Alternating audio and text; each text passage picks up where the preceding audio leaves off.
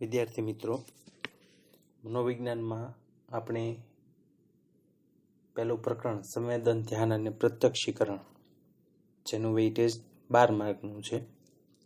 બીજું પ્રકરણ શીખવાની ક્રિયા, જેનું વેઇટેજ 14 માર્કનું છે.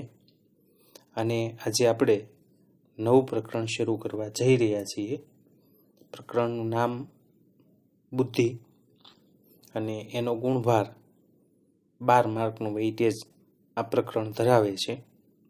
એટલે આપણે આ પ્રકરણ પૂરું કરશું ત્યાં સુધીમાં કુલ આ 3 પ્રકરણના 38 માર્કનું કામ આપણું પૂર્ણ થશે.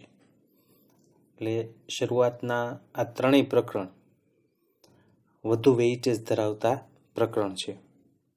આ પ્રકરણમાંથી 12 માર્કના બોર્ડની પરીક્ષામાં પ્રશ્ન પૂછાશે. મોટાભાગે એક પ્રશ્ન આ પ્રકરણમાંથી સવિસ્તર સ્વરૂપનો હોય જ છે. 5 માર્કનો પ્રશ્ન આ પ્રકરણમાંથી એક પૂછાય છે. આપણે વાત કરીએ એમ પ્રકરણનું નામ બુદ્ધિ. તમને એક સામાન્ય પ્રશ્ન પૂછું તો તરત જ તમે એનો જવાબ તમારા મનમાં આવી જશે કે આ પૃથ્વી ઉપર જે કંઈ સજીવ સૃષ્ટિ છે તો એ સજીવોમાં સૌથી શ્રેષ્ઠ કોણ? તરત તમારા મનમાં જવાબ આવશે કે માનવ, મનુષ્ય. તો બધી જ સજીવ સૃષ્ટિમાં મનુષ્ય શા માટે સર્વશ્રેષ્ઠ છે? તો આપણે એનો જવાબ પણ તમારા મનમાં હશે જ કે અન્ય સજીવોની તુલનામાં મનુષ્ય પાસે વિશિષ્ટ પ્રકારની શારીરિક અને માનસિક ક્ષમતા રહેલી છે, જે અન્યમાં નથી. આ શારીરિક અને માનસિક ક્ષમતાઓને કારણે સમગ્ર જીવસૃષ્ટિમાં મનુષ્ય શ્રેષ્ઠ પ્રાણી બને છે. તમે સૌ જીવસૃષ્ટિના ઉદ્ભવ વિશે જાણો છો. એક કોષી એમીબા જીવથી શરૂ કરી અને મનુષ્ય સુધીની વિકાસ યાત્રા. તો આ જે ઉત્ક્રાંતિની શ્રેણી છે એમાં સૌથી ઉચ્ચતમ સ્થાન મનુષ્ય ધરાવે છે. મનુષ્યના મગજની રચના અન્ય પ્રાણીઓ કરતાં વધારે વિકસિત છે અને એના પરિણામ સ્વરૂપે એ તર્ક, વિચારણા, કલ્પના, સ્મરણ, સર્જનાત્મકતા આ બધી માનસિક ક્ષમતાઓ ધરાવે છે. મનુષ્ય પાસે રહેલી જુદી જુદી માનસિક ક્ષમતાઓમાં બુદ્ધિ પણ પોતાનું આગવું સ્થાન ધરાવે છે. તો તર્ક, વિચારણા, કલ્પના, સ્મરણ, સર્જનાત્મકતા, બુદ્ધિ આ બધી મનુષ્યની અંદર રહેલી માનસિક ક્ષમતાઓ છે, જેના કારણે સમગ્ર જીવસૃષ્ટિમાં મનુષ્ય સર્વશ્રેષ્ઠ પ્રાણી બને છે. હવે બુદ્ધિ, તો વ્યવહારમાં આપણે ઘણી બધી વખત આ શબ્દનો પ્રયોગ કરતા હોઈએ છીએ અને બુદ્ધિને લગતા અન્ય શબ્દોનો ઉપયોગ પણ આપણે કરતા હોઈએ છીએ, જેમ કે અક્કલ, ડહાપણ, ચાતુર્ય, મતિ, વિવેક, શાન, સમજણ આ બધા જ બુદ્ધિના પર્યાય શબ્દ તરીકે આપણે એને ઓળખીએ છીએ અને આપણા રોજિંદા વ્યવહારમાં, આપણી વાતચીતમાં આવા શબ્દોનો આપણે ઉપયોગ પણ કરતા હોઈએ છીએ. બુદ્ધિ એક જટિલ માનસિક પ્રક્રિયા છે. એ આપણને વ્યવહારિક રીતે કેમ વર્તવું એની સમજણ આપવાનું કામ કરે છે. આપણી રોજબરોજની જે ક્રિયાઓ છે એ ક્રિયાઓમાં પણ બુદ્ધિનો ઉપયોગ આપણે કરતા હોઈએ છીએ. જેમ કે બ્રશ કરવું, શરીરને સાફ રાખવું, કપડાં યોગ્ય રીતે પહેરવા, દિવસ, તારીખ, વાર, તહેવારો, સામાજિક સંબંધો અને એ સંબંધ મુજબ વ્યવહાર કરવો, રમતગમત અને સ્પર્ધામાં અભિવ્યક્તિ કરવી, જીવનમાં આવતી સાદી કે જટિલ એટલે અઘરી સમસ્યાઓ ઉકેલવી, ગાણિતિક કે વૈજ્ઞાનિક નિયમોની ગૂઢતાને પારખવી, આ બધી જ ક્રિયાઓમાં બુદ્ધિ સંકળાયેલી છે. આપણે કોઈ પણ વર્તન કરીએ છીએ એ વર્તનની અંદર બુદ્ધિ સંકળાયેલી હોય છે. આપણે આપણા વર્તનો બુદ્ધિપૂર્વક કરતા હોઈએ છીએ. તો આમ જોઈએ તો બુદ્ધિ એ મનુષ્યના શારીરિક, માનસિક, આવેગિક, સામાજિક, રાજનૈતિક, વૈજ્ઞાનિક આ તમામ વર્તનો સાથે એ સંબંધિત છે. હવે આપણને એમ થાય કે કોનામાં કેટલી બુદ્ધિ છે એ કેમ ખબર પડે? શું બુદ્ધિને માપી શકાય? તો માપી શકાય. તો વ્યક્તિની અંદર રહેલી બુદ્ધિ ક્ષમતાનું માપન કરવા માટે મનોવૈજ્ઞાનિકોએ ઘણી બધી બુદ્ધિ કસોટીઓની રચના કરી છે. જે કસોટીઓ બનાવી છે બુદ્ધિના માપન માટે એને બુદ્ધિ કસોટી કહેવાય. વ્યક્તિમાં રહેલી બુદ્ધિ ક્ષમતાનું માપન કરવા માટે મનોવિજ્ઞાનમાં અનેક કસોટીઓની રચના કરવામાં આવી છે. એને બુદ્ધિ કસોટી કહેવાય. એમાં પ્રશ્નો હોય અને જેમની બુદ્ધિ માપવાની હોય એમને એ કસોટી આપવામાં આવે, એ પ્રશ્નોના જવાબ આપે અને એ જવાબોમાંથી એમણે મેળવેલા પ્રાપ્તાંક એટલે કે ગુણભાર એના આધારે વ્યક્તિ કેટલી બુદ્ધિ ક્ષમતા ધરાવે છે એ જાણી શકાય. આપણે પ્રકરણમાં આગળ વધશું, આપણે પૂર્વ ભૂમિકા જોઈએ છીએ. આગળ વધશું એટલે આપણે આવી જુદી જુદી બુદ્ધિ કસોટીઓ પણ ભણવાની આવશે. તો વૈશ્વિક સ્તરે બુદ્ધિ ક્ષમતાને આધારે અતિ મંદ, સામાન્ય કે પ્રતિભા સંપન્ન એવા બુદ્ધિ ક્ષમતાના વર્ગીકરણો વૈજ્ઞાનિક રીતે તૈયાર કરવામાં આવ્યા છે. તો આટલી પૂર્વ ભૂમિકા જોયા પછી હવે આપણે બુદ્ધિની વ્યાખ્યા અને એનું સ્વરૂપ જોઈએ. તો બુદ્ધિ એ શું છે એની સ્પષ્ટતા મેળવવા માટે જુદા જુદા મનોવૈજ્ઞાનિકોએ આપેલી વ્યાખ્યાઓ, બુદ્ધિનો શાબ્દિક અર્થ અને એ વ્યાખ્યાઓને આધારે આપણે એનું સ્વરૂપ સમજીએ. તો બુદ્ધિની સૌપ્રથમ આપણે વ્યાખ્યાઓ જોઈએ. ઘણા બધા મનોવૈજ્ઞાનિકોએ બુદ્ધિની વ્યાખ્યા આપી છે. જુદા જુદા દ્રષ્ટિકોણને આધારે મનોવૈજ્ઞાનિકોએ બુદ્ધિને વ્યાખ્યાયિત કરવાનો પ્રયાસ કર્યો છે. સૌથી પહેલો પ્રયાસ 1879માં જર્મન મનોવૈજ્ઞાનિક એબિંગહોસે વ્યક્તિ વચ્ચે રહેલી ભિન્નતાને આધારે બુદ્ધિની વ્યાખ્યા આપવા માટેનો સૌથી પહેલો પ્રયત્ન કર્યો. આપણે બુદ્ધિનો શાબ્દિક અર્થ જોઈએ તો બુદ્ધિ શબ્દ સંસ્કૃત ભાષાના બુદ્ધ ધાતુ ઉપરથી ઉતરી આવ્યો છે અને બુદ્ધ એટલે સમજવું કે જ્ઞાન પામવું. તો એના આધારે આપણે એવું કહી શકીએ કે બુદ્ધિ એટલે સમજણ કે જ્ઞાન પ્રાપ્ત કરવાની ક્ષમતા.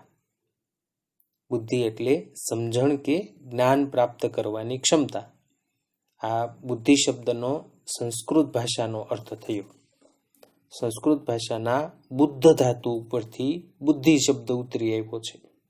બુદ્ધ એટલે સમજવું કે જ્ઞાન પામવું અને એના આધારે બુદ્ધિ એટલે સમજણ કે જ્ઞાન પ્રાપ્ત કરવાની ક્ષમતા. તો આપણે સંસ્કૃતની રીતે જોઈએ. હવે આપણે અંગ્રેજીમાં જોઈએ તો બુદ્ધિ માટે અંગ્રેજીમાં ઇન્ટેલિજન્સ શબ્દનો ઉપયોગ થાય છે. ઇન્ટેલિજન્સ સ્પેલિંગ બોલું છું, INTELLIGENCE.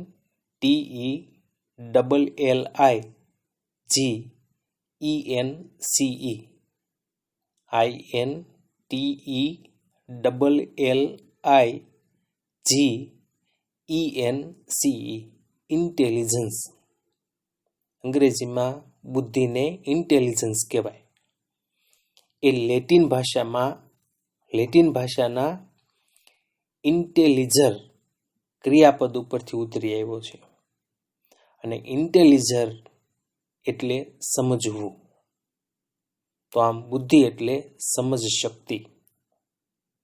તો આપણે સંસ્કૃત પ્રમાણે અને અંગ્રેજી ભાષા પ્રમાણે એમના શાબ્દિક અર્થ જોયા. હવે આપણે સાર્થ ગુજરાતી જોડણી કોશ પ્રમાણે બુદ્ધિ એટલે શું એની વ્યાખ્યા જોઈએ. તો બુદ્ધિ એટલે વસ્તુને જાણવાની ચિત્તની આકલન કે સમજ શક્તિ, એને બુદ્ધિ કહેવાય.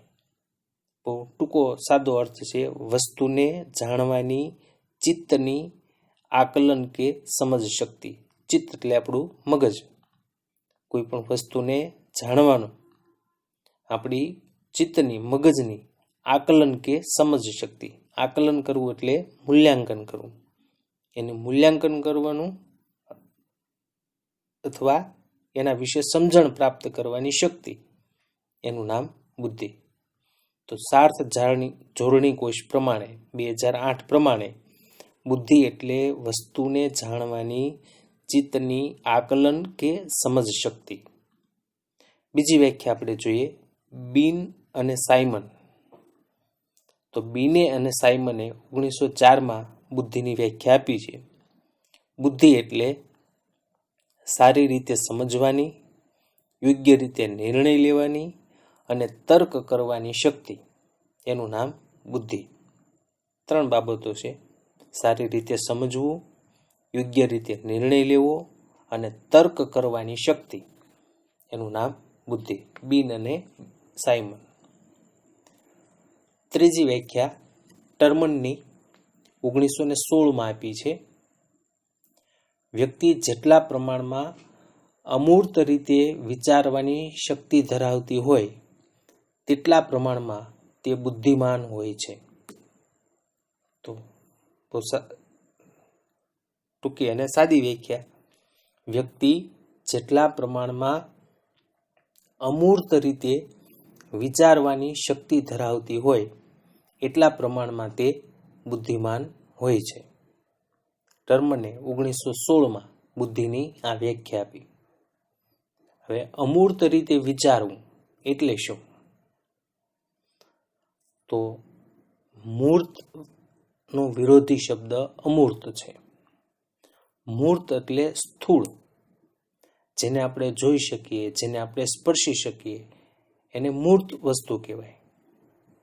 તો અમૂર્ત એટલે શું? તો જેને આપણે સ્પર્શી ન શકીએ, જોઈ ન શકીએ, એ અમૂર્ત કહેવાય. તો અમૂર્ત રીતે વિચારવું એટલે શું? તો જે નથી એના વિશે વિચાર કરવો. અને વ્યક્તિ જેટલા પ્રમાણમાં અમૂર્ત રીતે વિચારી શકે એટલા પ્રમાણમાં એ બુદ્ધિમાન હોય. તમને એવું પણ થશે કે જે નથી એના વિશે કેવી રીતે વિચાર કરવો? તો એનું એક ઉદાહરણ આપું એટલે તમને સમજાશે કે અત્યારે તમે ભણી રહ્યા છો, આપણે ઓનલાઈન ટીચિંગ તમે લઈ રહ્યા છો, તમારા હાથમાં મોબાઈલ છે. તો મોબાઈલ આવ્યાને કેટલા વર્ષ થયા?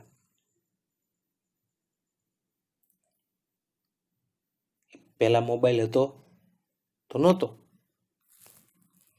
તો કોઈકે મોબાઈલ વિશે વિચાર્યું ત્યારે મોબાઈલ બન્યો હશે ને, હતો તો નહીં.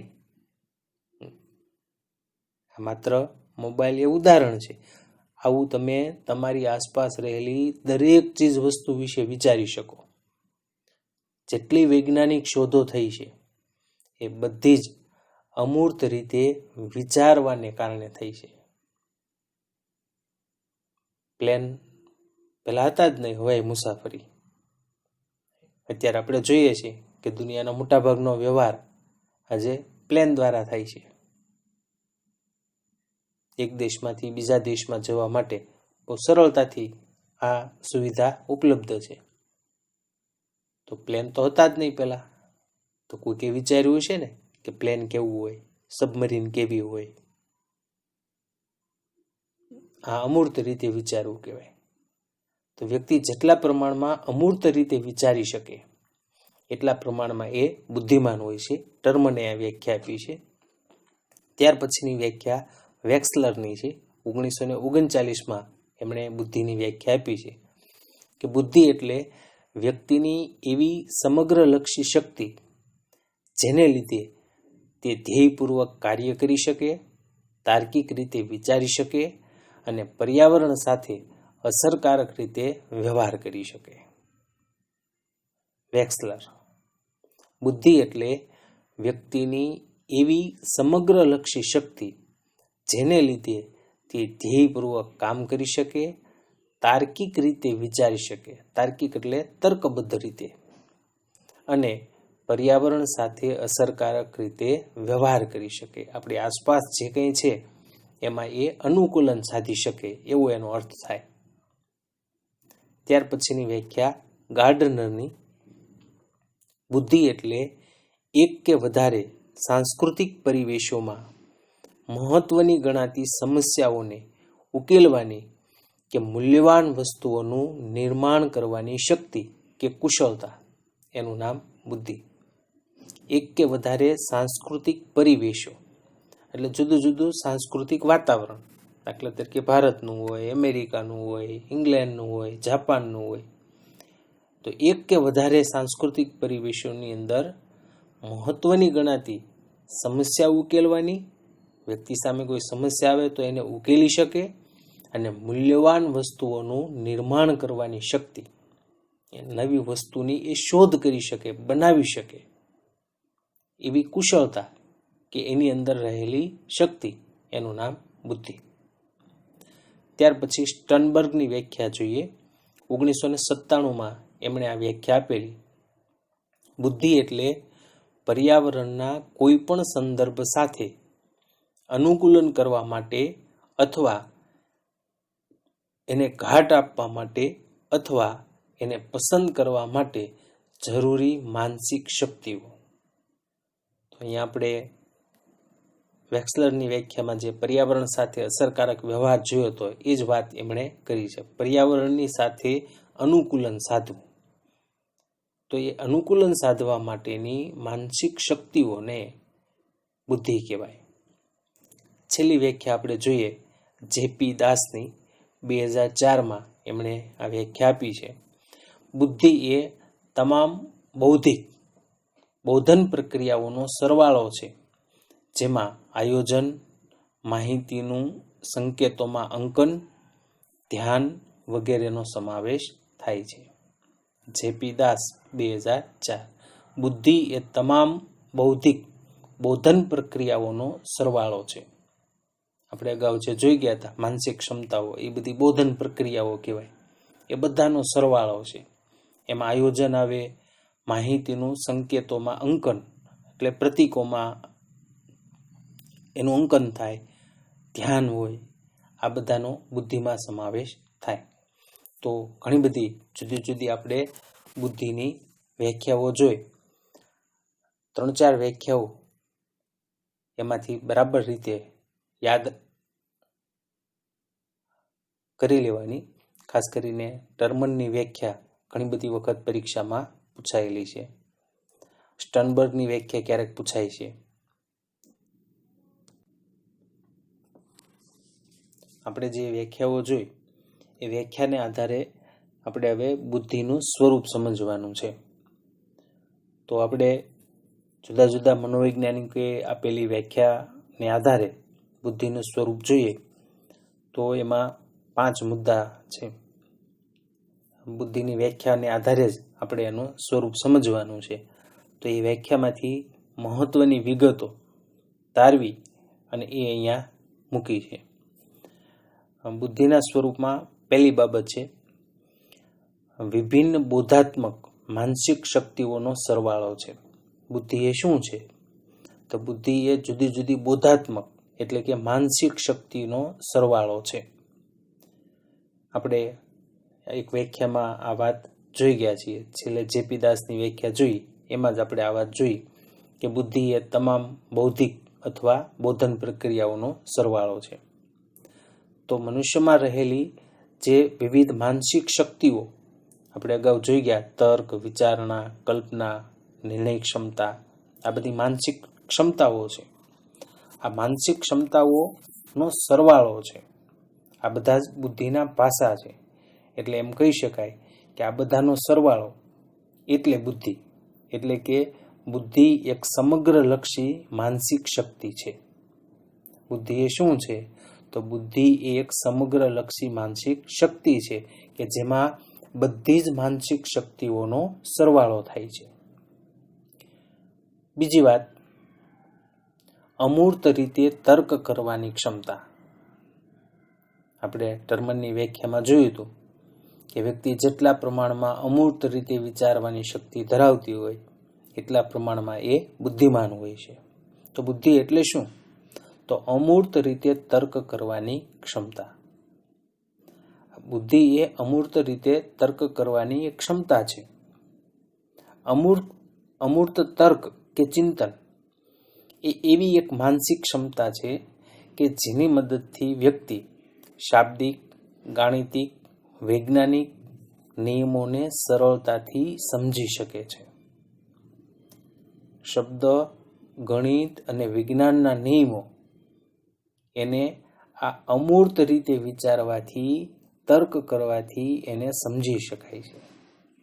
દાખલા તરીકે શબ્દની વાત આપણે કરીએ તો ન્યાય, પ્રમાણિકતા, સજ્જનતા, આ બધા એવા શબ્દો છે કે એને આપણે કોઈ મૂર્ત, સ્થૂળ કે આકૃતિના સ્વરૂપમાં દર્શાવી શકાતા નથી કે આ પ્રમાણિકતા છે, જોઈ લો તમે, એને અડી જુઓ તમે. અમૂર્ત છે. પ્રમાણિકતા એટલે શું એ આપણે સમજી શકીએ છીએ. ન્યાય કોને કહેવાય એ આપણે સમજી શકીએ છીએ. સજ્જન કોને કહેવાય એ આપણે સમજી શકીએ છીએ. પણ સજ્જનતાને આપણે સ્પર્શ કરી શકતા નથી. ફૂલ છે એ મૂર્ત વસ્તુ છે, પણ ફૂલની સુગંધ છે એ અમૂર્ત છે. બુદ્ધિ એ અમૂર્ત રીતે તર્ક કરવાની ક્ષમતા છે. આપણે ટર્મનની વ્યાખ્યામાં આ વિગત બરાબર રીતે સમજી ગયા છીએ કે આપણે જેને મૂર્ત કે આકૃતિમાં દર્શાવી શકતા ન હોય આવા અમૂર્ત શબ્દોને અર્થ સમજવાની ક્ષમતા એ બુદ્ધિ છે. તો અમૂર્ત રીતે તર્ક કરવાની ક્ષમતા એ બુદ્ધિ છે. ત્રીજી વાત, સમસ્યાનો ઉકેલ મેળવવાની ક્ષમતા. બુદ્ધિ એ શું છે? તો બુદ્ધિ એ સમસ્યાનો ઉકેલ મેળવવાની ક્ષમતા છે. બુદ્ધિ વડે વ્યક્તિ આંતરસૂઝની મદદથી સમસ્યાનો ઉકેલ મેળવી શકે. આ સમસ્યા ઉકેલ માટે પૂર્વ અનુભવોનો લાભ પ્રાપ્ત કરી શકે. મહાવરો, તાલીમ કે અનુભવમાંથી શીખી વર્તનને વધારે એ અસરકારક બનાવી શકે. તો બુદ્ધિ એ સમસ્યા ઉકેલ મેળવવાની ક્ષમતા છે. વ્યક્તિમાં જેટલી વધારે બુદ્ધિ હોય એટલી એ સમસ્યાને સરળતાથી ઉકેલી શકે. એકદમ નાનકડી સમસ્યા હોય, બુદ્ધિ ક્ષમતા જેનામાં ઓછી હોય એને એ પહાડ જેવડી લાગે. પણ બુદ્ધિશાળી વ્યક્તિને ગમે એવી સમસ્યા હોય તો એમાંથી એ રસ્તો ગોતી કાઢતા હોય છે. તો બુદ્ધિ એ સમસ્યાનો ઉકેલ મેળવવાની ક્ષમતા છે. ચોથી વાત બુદ્ધિના સ્વરૂપમાં ઉદ્દેશપૂર્ણ ક્રિયાઓ અને નિર્ણય લેવાની ક્ષમતા. બુદ્ધિને કારણે વ્યક્તિ ઉદ્દેશપૂર્ણ ક્રિયાઓ કરે છે. જીવનના વાસ્તવિક ધ્યેય નક્કી કરવામાં, પરિસ્થિતિનું યોગ્ય રીતે અર્થઘટન કરવામાં, અસરકારક રીતે તર્ક કરવામાં, જીવન વ્યવહારના સામાન્યથી માંડી વિશિષ્ટ કાર્ય કરવામાં અને નિર્ણય લેવામાં બુદ્ધિ મદદરૂપ બને છે. તો બુદ્ધિ એ શું છે? તો ઉદ્દેશપૂર્ણ ક્રિયાઓ અને નિર્ણય લેવાની ક્ષમતા. આપણી બધી જ ક્રિયાઓ ઉદ્દેશપૂર્ણ હોય છે, ધ્યેયપૂર્ણ હોય છે.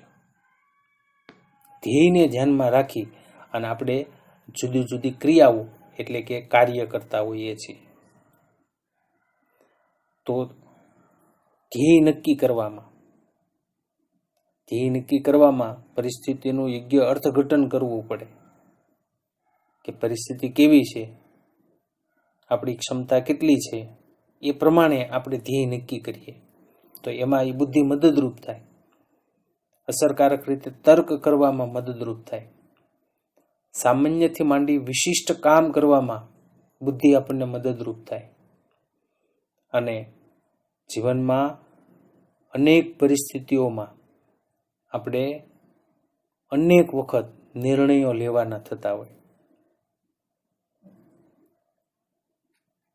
સ્કૂલ ખુલશે, તમારે સ્કૂલે આવવાનું થશે, તો બસ પણ હોય, ટ્રેન પણ હોય, શેમાં જવું તમારે નિર્ણય લેવો પડશે.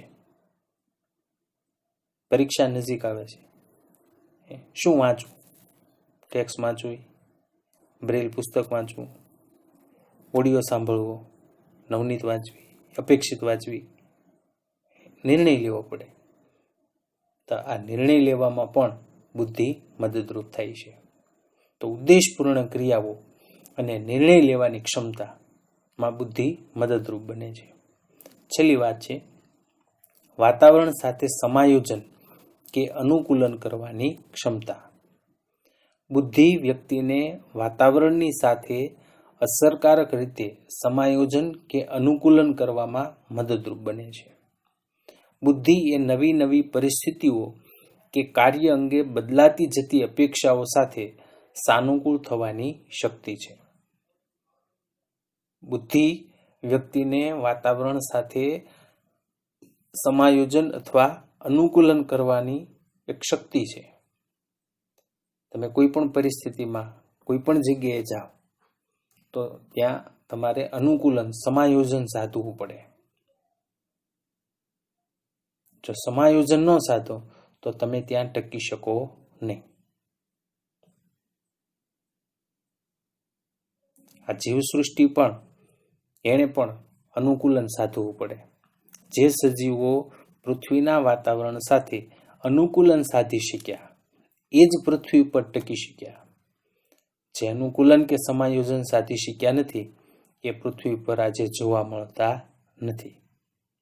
તો બુદ્ધિ એ વાતાવરણ સાથે સમાયોજન કે અનુકૂલન કરવાની ક્ષમતા છે. આપણે બુદ્ધિથી વાતાવરણ સાથે અનુકૂલન સાધી શકીએ છીએ અને આપણે ટકી શકીએ છીએ. તો આપણે બુદ્ધિની વ્યાખ્યાઓમાંથી આ 5 બાબતો દ્વારા બુદ્ધિનું સ્વરૂપ આપણે જોયું. હવે આજે આપણે છેલ્લી વાત જોવાની છે સામાન્ય સંભવિતતાનો આલેખ. બુદ્ધિ એ શિક્ષણ અને સમજણ દ્વારા જ્ઞાન પ્રાપ્ત કરવાની, સમસ્યાનો ઉકેલ મેળવવાની અને અમૂર્ત રીતે તાર્કિક વિચારણા કરવાની ક્ષમતા છે. આપણે બુદ્ધિના સ્વરૂપમાં આ બધી બાબતો જોઈ. બુદ્ધિના પ્રમાણની બાબતમાં વ્યક્તિગત ભિન્નતા જોવા મળે છે. આપણે વાત સારી રીતે જાણીએ છીએ કે બધામાં કાંઈ બુદ્ધિનું પ્રમાણ એકસરખું હોય નહીં. વ્યક્તિએ એની બુદ્ધિ ક્ષમતામાં ભિન્નતા જોવા મળે.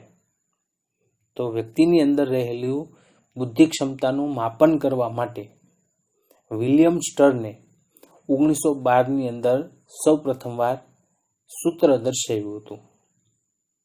બુદ્ધિના માપન કરવા માટેનું સૂત્ર સૌથી પહેલા વિલિયમ સ્ટર્ન 1912માં. તો આપણે જોઈએ બુદ્ધિ આંકનું સૂત્ર. તો બુદ્ધિ લબ્ધિ એટલે કે બુદ્ધિ આંક બરાબર માનસિક વય છેદમાં શારીરિક વય ગુણ્યા 100. આ બુદ્ધિ આંક માટેનું સૂત્ર છે. પરીક્ષામાં અનેક વખત પૂછાયેલું છે અને વિદ્યાર્થીઓએ અનેક વખત ભૂલો પણ કરી છે.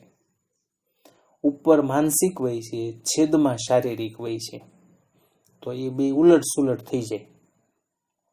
સૂત્ર બરાબર યાદ રાખવાનું છે.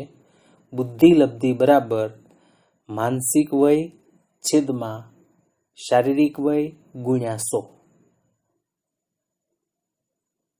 છેદમાં શારીરિક વય છે અને છેદમાંનો અર્થ શું થાય? તમે ગણિત શીખીને આવો છો માનસિક વય છેદમાં શારીરિક વય, એટલે માનસિક વયને શારીરિક વય વડે ભાગવાની છે અને એના ગુણ્યા 100 કરવાના છે અને બરાબર જે મળે એ વ્યક્તિનો બુદ્ધિઆંક મળે. આપણે આનો સૂત્ર આગળ પાછું ભણવાનું છે, એટલે ત્યારે આપણે માનસિક વય, શારીરિક વય એને શું કહેવાય, કઈ રીતે બુદ્ધિઆંક નીકળે, એ બધી વાત આપણે ત્યાં કરશું. અત્યારે માત્ર આ સૂત્ર ઉપર ધ્યાન આપવાનું છે. બુદ્ધિલબ્ધિ બરાબર માનસિક વય છેદમાં શારીરિક વય ગુણ્યા 100. અને આ સૂત્ર કોણે આપ્યું એ પણ પ્રશ્ન ઘણી બધી વખત પૂછાઈ ગયેલો છે. વિલિયમ સ્ટર્ન 1912માં એમણે આ સૂત્ર આપ્યું હતું. તો બુદ્ધિલબ્ધિ, બુદ્ધિઆંકને આધારે બુદ્ધિની જુદી જુદી કક્ષા દર્શાવવામાં આવે છે. તો બુદ્ધિલબ્ધિના આધારે એનું વર્ગીકરણ સૌ પ્રથમ વાર ટર્મને દર્શાવ્યું હતું. જો સૂત્ર શોધ્યું છે વિલિયમ સ્ટર્ને અને બુદ્ધિલબ્ધિને આધારે એનું વર્ગીકરણ સૌ પ્રથમ કર્યું છે ટર્મને. તો જન સમુદાય એટલે કે સમગ્ર દેશની વસ્તી છે, સમગ્ર વિશ્વની વસ્તી છે, દેશની ને વિશ્વના સંદર્ભમાં છે. જન સમુદાયમાં બુદ્ધિલબ્ધિનું પ્રમાણ કેટલું છે એ અંગેના અભ્યાસો બુદ્ધિ કસોટીની મદદથી કરવામાં આવેલા છે અને આ અભ્યાસોના જે પરિણામો પ્રાપ્ત થયા એના આધારે એક આલેખ દોરવામાં આવ્યો. આ આલેખનો આકાર ઘંટાકાર સ્વરૂપનો છે. તમે બધાએ બેલનો સ્પર્શ કરેલો છે. બેલનો આકાર કેવો હોય? તો એ ઉપરથી ઊંચો હોય અને પછી તમે આમ હાથ ફેરવો એટલે એ નીચે તરફ છે એ આવે. તો આલેખ બિલકુલ એ બેલ આકારનો છે, વચ્ચેથી ઊંચો અને બે બાજુથી નીચો આવે એ રીતે એ આલેખ છે. એને બુદ્ધિનો સામાન્ય સંભવિતતાના આલેખ તરીકે ઓળખવામાં આવે છે. બુદ્ધિનું આ જે વર્ગીકરણ છે એ વર્ગીકરણનું નામ, આલેખનું નામ છે બુદ્ધિનો સામાન્ય સંભવિતતાનો આલેખ. બુદ્ધિનું આ વર્ગીકરણ જે છે એ ના આલેખ દ્વારા એ એવું દર્શાવે છે કે સમાજના મોટાભાગના લોકોની અંદર સામાન્ય બુદ્ધિ ક્ષમતા હોય છે. આ સામાન્ય બુદ્ધિ ક્ષમતાનું પ્રમાણ 90 થી 110 વચ્ચેનું હોય છે અને એવી બુદ્ધિ ક્ષમતા ધરાવતા લોકોનું પ્રમાણ દુનિયામાં 50% જેટલું છે, 90 થી 110. આપણે હજી આગળ ભણીશું ત્યારે આ બુદ્ધિઆંકના વિતરણનું કોષ્ટક આપણે જોવાનું છે, ત્યારે આપણે એની વિસ્તારપૂર્વક માહિતી જોઈશું. અત્યારે માત્ર આ આલેખને સમજવાનો છે.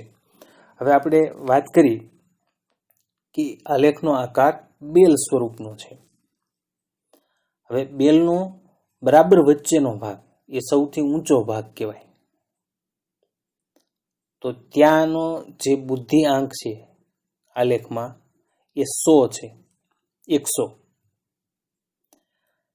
ત્યાંથી તમે બરાબર ઉપરથી નીચે એ 100 થાય અને ત્યાંથી તમે જમણી બાજુ ચાલો એટલે 10 પ્લસ થાય, 100 પછી 110, 120, 130. તમે ડાબી બાજુ આગળ વધો તો 10 ઓછા થાય, 100 પછી 90, 80, 70. આ સામાન્ય સંભવિતતાનો આલેખ છે એ 70 થી 130 બુદ્ધિઆંક પ્રમાણે વિસ્તરેલો છે. હવે આપણે જોયું કે ઉપરનો સૌથી ટોચનો ભાગ એટલે 100, એનાથી એક સ્ટેપ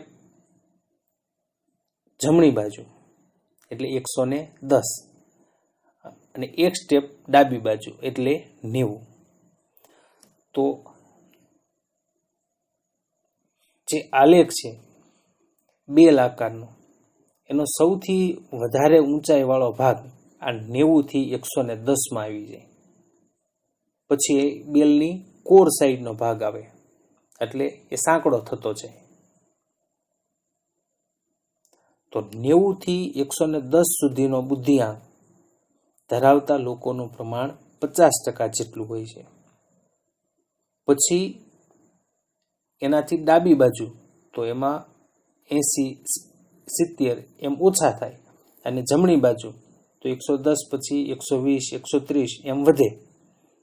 તો આ બાજુ ઓછી બુદ્ધિ કહેવાય, આ બાજુ વધુ બુદ્ધિઆંક છે કહેવાય. તો એવા લોકોનું પ્રમાણ ઓછું હોય છે, કારણ કે 50% તો 90 થી 110માં આવી ગયા, તો બાકીના 50% છે એ બાકીના બુદ્ધિઆંકમાં છે એ હોય. મનોદુર્બળ આપણે જેને કહીએ, માનસિક રીતે પડકારરૂપ અને ખૂબ અતિ તેજસ્વી બુદ્ધિ ક્ષમતા ધરાવતા હોય એને પ્રતિભાશાળી કહેવાય.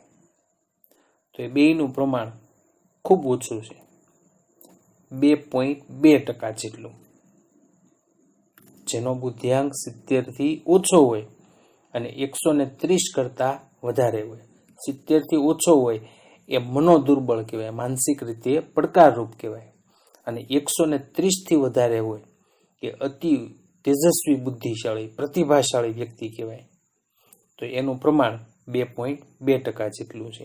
આપણે આગળ બુદ્ધિઆંકના વિતરણનું આખું કોષ્ટક સમજવાનું છે, એટલે ત્યારે આપણે એની વિશેષ વાત કરશું. તો આજના સેશનમાં આપણે અહીંયા સુધી રાખીએ છીએ. પછીના બીજા ભાગમાં બુદ્ધિ વિશેના જુદા જુદા અભિગમો આપણે જોવાના છે, કે જુદા જુદા મનોવૈજ્ઞાનિકોએ બુદ્ધિ વિશે શું વિચાર્યું છે. તો એવા બુદ્ધિ અંગેના આધુનિક અભિગમો 5 અભિગમો છે, આપણે એક પછી એક પછીના પીરિયડથી આપણે આગળ વધશું. તો આજે અહીંયા સુધી આપણે રાખીએ છીએ.